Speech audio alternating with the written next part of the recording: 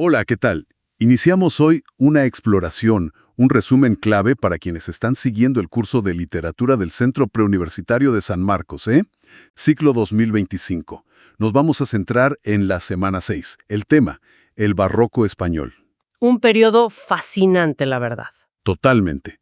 Vamos directo al llamado siglo de oro español. Una época de una creatividad, increíble. Pero ojo, este siglo de oro no es todo igual, ¿verdad? No, para nada. Es importante entender que abarca dos grandes movimientos. Primero está el Renacimiento. Esto es siglo XVI, que miraba mucho a los clásicos, a Grecia y Roma, buscando armonía, equilibrio.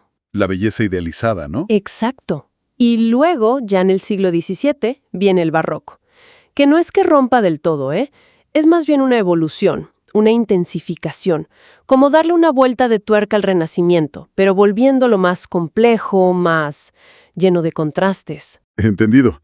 Entonces, si tuviéramos que definir ese barroco del 17, ¿qué lo caracteriza? ¿Qué lo hace tan particular? Bueno, es un movimiento que se ve en todo. Arte, literatura. Su estilo es muy ornamental, muy recargado. ¿A qué te refieres con recargado? Pues, por ejemplo, en el lenguaje. Usan muchísimo la metáfora, pero metáforas a veces muy complejas. Y el hipérbatón. El hipérbatón, ¿eso qué era? Es alterar el orden lógico de las palabras en la frase. En vez de decir, la princesa está en la torre, dicen algo como, en la torre la princesa está. ¿Se entiende? Busca un efecto más culto, más retorcido. Ah, ok. Más elaborado. Eso. Y hay una sensación constante de dinamismo, de inestabilidad.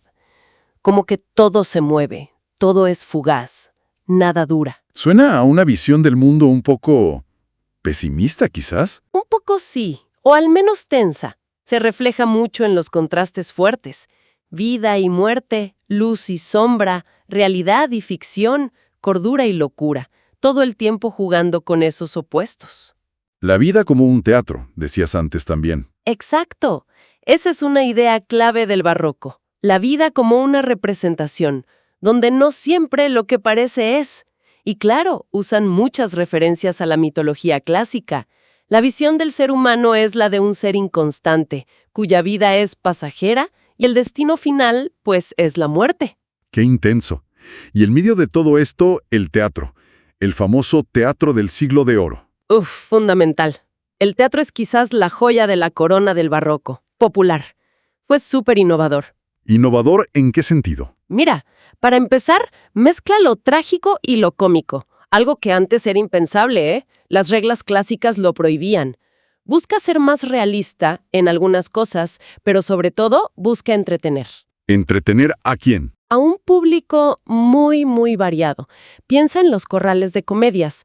Eran patios básicamente adaptados como teatros y ahí iba gente de todas las clases sociales. Había que mantenerlos enganchados. Claro. ¿Y cómo lo hacían?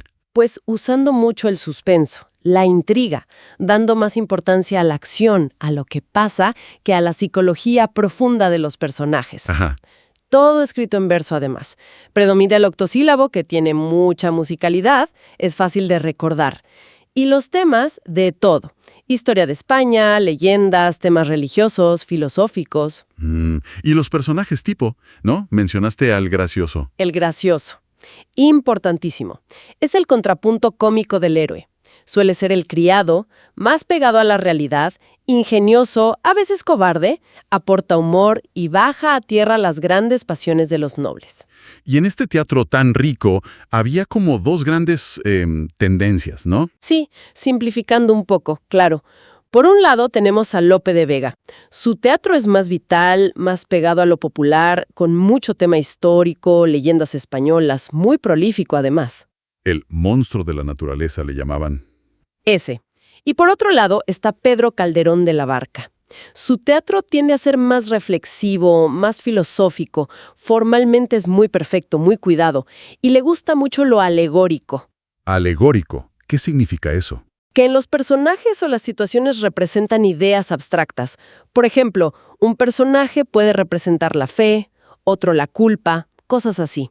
Es un teatro más intelectual, digamos, más cortesano también. Qué interesante la comparación. Oye, si esta conversación sobre el barroco les está pareciendo útil, si les está aclarando cosas, pues consideren darle like al video y suscribirse al canal. Así no se pierden los próximos resúmenes. Seguimos. Y ya que mencionamos a Calderón, tenemos que meternos con La vida es sueño. Aquí la cosa se pone filosófica de verdad. Totalmente. Es la obra filosófica de Calderón y quizás del teatro barroco español. Es un drama, escrito en verso, octosílabos principalmente. Tiene 3 actos que llaman jornadas. Lenguaje culto, estilo barroco a tope, me imagino. A tope. La acción pasa en Polonia, pero es una Polonia mítica, no histórica. Y los personajes son nobles. Reyes, príncipes. Vale, ¿y la trama? Resumámosla un poco. A ver, jornada 1. Conocemos a Segismundo. Es un príncipe, pero vive encadenado en una torre, aislado del mundo. ¿Por qué? Porque su padre, el rey Basilio, que es astrólogo, leyó en las estrellas que Segismundo sería un tirano y destruiría el reino. ¡Qué fuerte!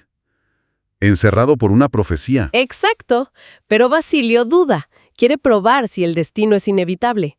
Entonces, en la segunda jornada, lo drogan y lo llevan a palacio. Despierta siendo príncipe. ¿Y qué pasa? Pues imagínate, un tipo que ha vivido como una fiera, de repente con todo el poder. Está confundido, resentido y actúa con violencia. Arroja a un criado por la ventana, amenaza a su padre.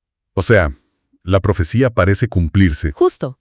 Así que Basilio, horrorizado, lo vuelve a drogar y lo devuelve a la torre. Y le hacen creer que todo lo que vivió en palacio fue solo un sueño. Ahí viene la famosa frase, ¿no?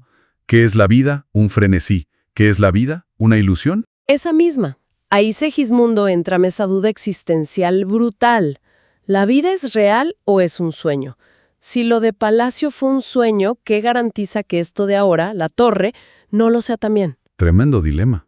¿Y la tercera jornada? El pueblo se entera de que existe un príncipe heredero y se rebela para liberarlo.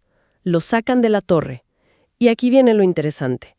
Segismundo, que sigue dudando si esto es otro sueño, decide actuar diferente. ¿Cómo? Decide actuar bien, con prudencia, con justicia.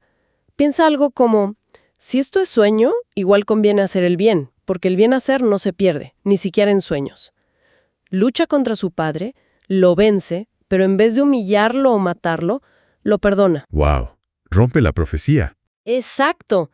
Demuestra que el libre albedrío, la capacidad de elegir el bien, puede vencer a la predestinación, al destino. Y al final, restaura el orden y también el honor de Rosaura, un personaje femenino muy importante cuya historia se entrelaza con la de Segismundo. Entonces, los grandes temas, ¿cuáles serían? Pues el principal, clarísimo, es esa línea difusa entre la vida y el sueño, la realidad y la ficción. Y ligado a eso, la gran pregunta: ¿somos libres o estamos predestinados? ¿Podemos elegir nuestro camino? El libre albedrío versus la predestinación. Exacto. Pero hay más, ¿eh? La falta de libertad, el abuso de poder, la relación padre-hijo, el perdón, el honor.